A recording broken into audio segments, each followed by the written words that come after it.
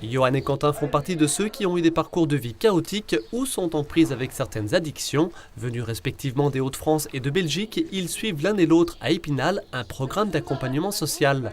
Et parmi les ateliers auxquels ils participent, au centre équestre d'Uxeniais ce vendredi, cette séance d'équicie. Donc passe loin devant lui parce que tu vois, si tu te mets vraiment devant son nez, lui il ne te voit pas. Dans son champ visuel, il a besoin que tu te mettes assez loin devant lui et plutôt sur le côté.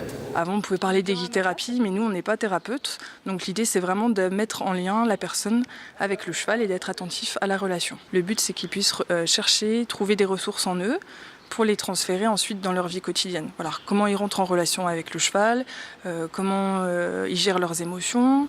Travail sur la posture à adopter face au cheval ou sur les intentions à lui transmettre pour les stagiaires, des attitudes et des gestes qui ne sont pas innés.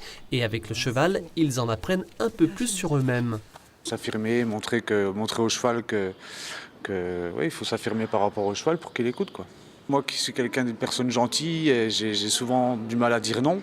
Là, ça peut m'apprendre à dire plus facile non. Voilà, quoi. Non, genre. En tout temps, en tout lieu, on est attentif à être dans le moment présent, dans l'ici et le maintenant, et voilà, favoriser ça. Donc cette écoute de l'animal, l'équicien, il doit être vigilant à mettre en relation le cheval, la personne, pour que les choses se passent, sans être trop interventionniste en fait.